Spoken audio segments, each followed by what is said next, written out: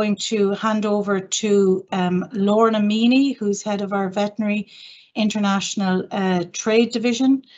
And Lorna is going to talk to you about the trials that have been taking place, both internal trials and end-to-end trials with the UK. So I'll hand over to Lorna now. Thank you. Good morning, everybody. I hope you can hear me. My name is Lorna Meaney, and I'm the Head of Division in Veterinary Export Certification and International Trade with the Department of Agriculture, Food and the Marine. Following on from what Louise has just said, I'm going to give a brief presentation on the trials we've been running so far, both internally with our exporters and food businesses, and end-to-end with our GB colleagues and exporters. And just to note that these trials are ongoing and we are clarifying issues as we go along with our GB colleagues. So next slide there, please, Ailey. So just our certification systems then, DAFM will implement a systems-based verification model to facilitate export certification to GB from the 1st of October. So the IT systems that will support that certification model will be for meat products, meat preparations, composite products, honey and table eggs. It will be the Traces EU system. For dairy products, including dairy composites, that will be the Dairy Products Certification System, which is our own DPCS system. For fish and fishery products that don't require veterinary certification, there's an existing SFPA process. And for fishery products which require veterinary certification, the Traces EU system will be used. And for plants and plant products, we'll be using our own export certification system, or ECS system. Next slide there, please, Ailey. So our ongoing preparations and our trials, we're progressing a range of trials in preparation for the 1st of October.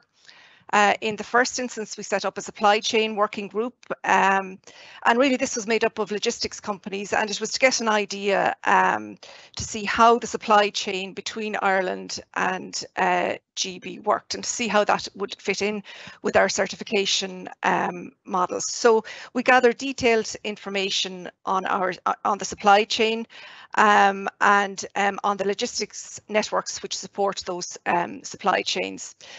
So then from the point of view of food business trials, we organised 15 internal trials so far. And what I mean by internal trials is that's from the point of application for the health cert to when it was actually signed off by the veterinary inspector. We've also engaged in end-to-end trialling. We've had one end-to-end trial with our GB colleagues, and we have further trials planned. And we, as Louisa said, we'll be sharing the learnings from those trials through case studies and through documents and FAQs, which we'll publish on the department website. Next slide there, please, Ailey. So the supply chain working group, then we had 2 plenary meetings where we had large group meetings, and then we had bilateral meetings with individual logistics providers. And the issues and concerns that they raised were that some businesses weren't prepared for the 1st of January changes, and there was a fear that the potential that might apply also from the 1st of October. Then around the turnaround time and speed of availability of health certificates and out of our service. As Louise has already said, we have most of these certs need to be signed off by an official veterinarian. We have a limited resource pool. We have huge experience in providing third country certification. But what we're saying is, in general, certification should take place within normal working hours, and we are very keen to engage with businesses to see how that can work out on the ground. There were concerns around premises without a permanent veterinary presence, how that might work, around groupage, how that was going to work, the just-in-time trade. the timelines involved in meeting customer requirements. And I suppose it's very important to say that it's important to engage with GB customers to see if more notice actually can be given, because the more notice that can be given, the easier it will be. Then the question of the notification to IPAFFS is a cause of great concern, really. So, you know, what the timeline is around that, who can apply.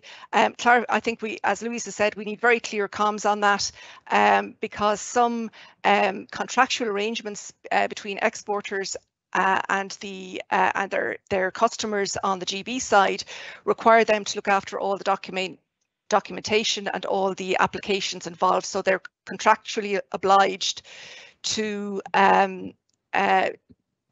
get the consignment across to GB. So it's very important for people involved in those kind of contracts that they can actually engage with the IPAFFS system. Next slide, please, Ailey. So as regards the internal trials then, we have had 15 individual sessions to date, and our aims were to see, you know, what the preparedness was like around the IT and personnel infrastructure, how food businesses actually engaged with the IT systems, the ability of the food business to provide sufficient traceability documentation to allow certification. And you know, you may have all the documentation, but you need to know where it is, who has it. It needs to be availability. The availability of it needs to be fast when an EHC needs to be generated. So and also more than one person needs access to this data, because if somebody is off sick, you still need to generate your EHC and access to this. The vet will need access to this traceability documentation. So it's about the preparedness of a business around a robust, adaptable business model with very clear, streamlined processes. Next slide there, please, Ailey. So then in around the interaction with Traces, the actual use of the Traces platform, you know, making, which can be very challenging in the first instance to engage with, and preparing an export certificate application on Traces, how actually to do that, and then the whole process around obtaining official vet certification. Next slide there, please, Ailey. So the Traces platform itself is a very efficient system for managing very complex data, but it does require familiarization. And my advice is don't leave that until the 1st of October. We're having lots of training webinars that we've circulated, and it's very, very important that you engage with those, and that your first interaction with Traces should definitely not be on the 1st of October. Next slide there, please, Ailey. FBOs really should all be registered on Traces at this stage and attend all the webinars, as I've said. The Commission have indicated that Traces NT will be available from the 1st of October, and Traces NT is really an upgrade to the Traces Classic platform that's available. So it's a bit like a new version of Word, so a new version of Traces. So the same general principles will apply to it. And the GB certificate templates are set by GB, so they will be the same on Classic and NT. So we're using the Classic platform to progress our training on certification at the moment. Next slide there, please, Ailey. Training on NT has commenced for competent authorities using the intra-trade model platform, and the intra-trade model platform mirrors the functionality that will be used in the export module that will generate UK certification. So training for FBOs on NT will start as soon as possible, and it's envisaged that it will start late August, early September. And FBOs should register as users on NT in preparation for this training. Next slide there, please, Ailey. So just as regards our learnings from the internal trials and export certification preparation, it's very important that you know the model certificate you require, and it's available on the DEFRA website, that you identify the correct CN code for the product you are exporting, that you identify individual requirements for each certificate so you can see what you need to do to comply with the certificate requirements and what the vet needs to support his or her certification. You need access information from suppliers, and so in other words, you need to contact your suppliers to make sure that they are going to be able to supply you with the information you require. I mean, your ingredient suppliers, and you develop a process for gathering this. Just remember, little things like chilled, ambient and frozen, they're mutually exclusive. They probably will require a separate certification, and that individual consignees require individual certs. So, in as far as possible, to limit the demands for certification if a product can be distributed from within the in-GB, that will help enormously. And just-in-time producers then should liaise with their GB customers and request advance orders and as much advance notice as possible. And just to advise them that it isn't business as normal, there's now an extra step in the chain. An EHC is required for import of the product into GB. So just to be aware that there are constraints around that. Next slide there, please, Ailey. So obtaining the certification, just some general comments that the certifying vet must abide by the principles of certification and the official controls regulation. And it's very important that you liaise with your certifier on the ground, and you advise them of the busy periods and the type of certification, the type of products that you are going to require certification for, that you discuss the supporting documents that will be required for products and the advance notice required. And it's really important for just-in-time products that when you are filling in your documents, when you're making your applications, that you make sure that all the information provided is accurate, because if it's not accurate, then the vet may not be able to certify. That will cause delays, and particularly for just-in-time products, that could cause an issue. And just to say that what came across from the end-to-end trials was that simple loads are easier to certify. So one of the comments back from the end-to-end trials in relation to composite products was that we had very simple certs in that we didn't try and group lots of different products together on one cert, and it made it's a lot easier from the GB point of view as well to clear those certs. So that will cause fewer delays. Next slide there, please, Ailey. So just to recap, the key learnings from our internal trials is don't wait until the 1st of October to start interacting with our systems and with our people on the ground. Identify the right staff within your organisation to interact with traces. They do need IT skills. Ensure you have enough staff to do it. If somebody is out on leave or is sick, you still want to be able to generate your EHC applications. Ensure that the IT structures and business processes are in place to gather the required supporting information, and that it's not held in multiple places, that it's held in a coherent format, and that there is multiple access to it. So again, if somebody is missing, that the whole process doesn't grind to a halt. Local interaction with DAFM staff is vital to identify the certification requirements, and that should be happening straight away. The importance of advanced identification of loads and preparation of paperwork where possible. And I suppose what came across in the trials is the unique position of small, short shelf life producers, to which some of the things we've already discussed are very important, like the IPAFFS notification and the timing around that. Issues around truck number, container number, all of those things are really important to this process, and we do need comms on those. Next slide, please, Ailey. So the end-to-end trial then, trials with the UK, we are engaging with UK authorities on end-to-end tests, and the first end-to-end trial took place on the 14th of July. 10 consignments were trialled, including one consolidated load requiring 6 certificates, one postal requirement, one consignment of fresh meat, 3 composite product consignments and 4 dairy consignments. Next slide there, please, Ailey.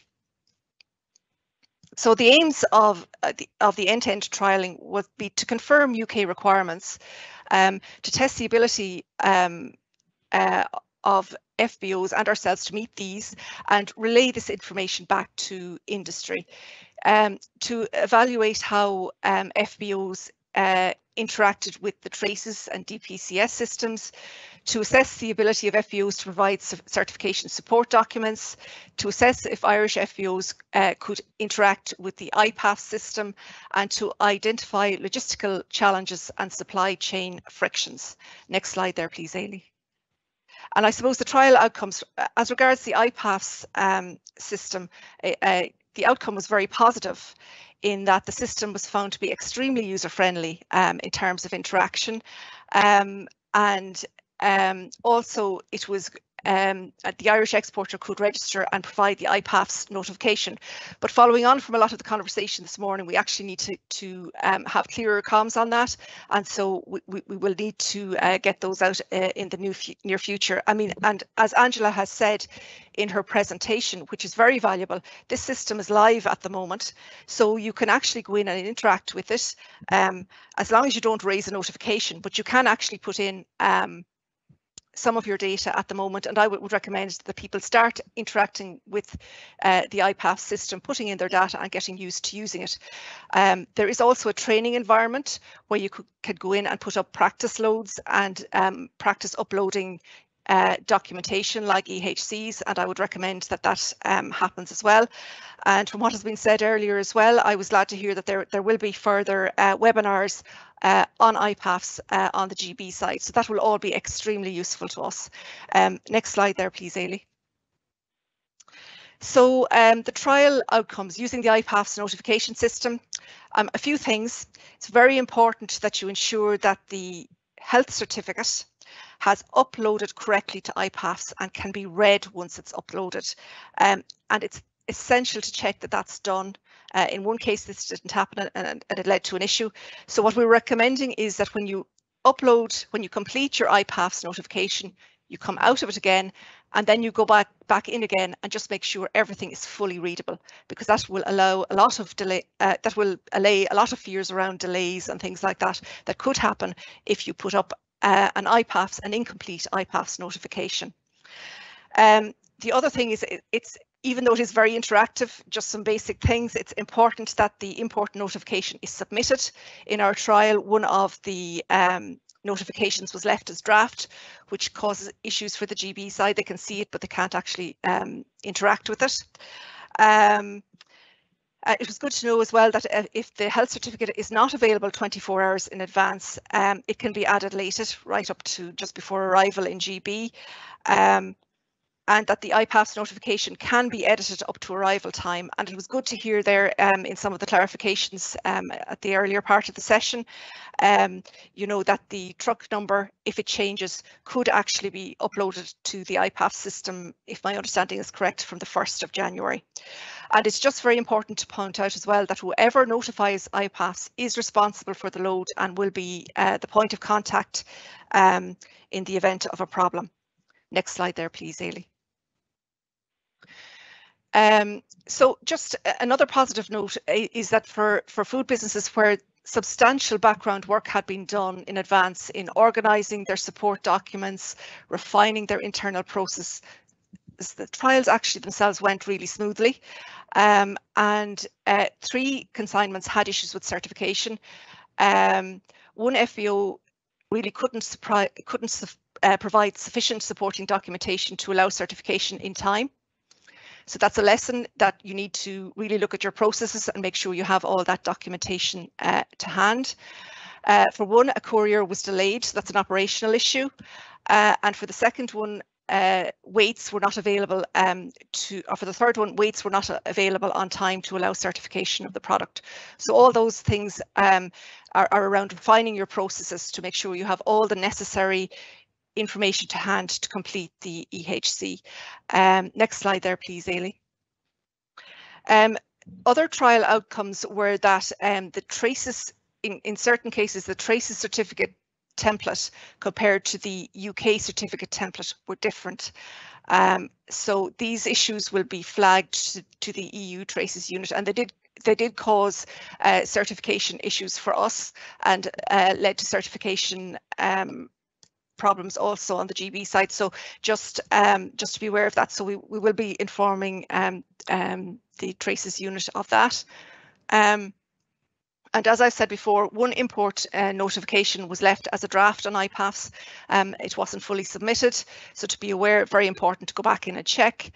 And one export health certificate could not be viewed by the UK authorities on the IPAFFS system as the file was corrupted when uploaded. So that's you can mitigate against that by going back into the IPAFFS system and checking that everything is in order. Next slide there, please, Ailey. And just to say thank you very much for listening. If you need help with anything, we have a DAFM Brexit call centre, and the phone number is there on the screen. And there's also an email address, brexitcall@agriculture.gov.ie. And we will also be, you know, as the trials progress, we will be populating our website with information as it comes to us. Thank you very much.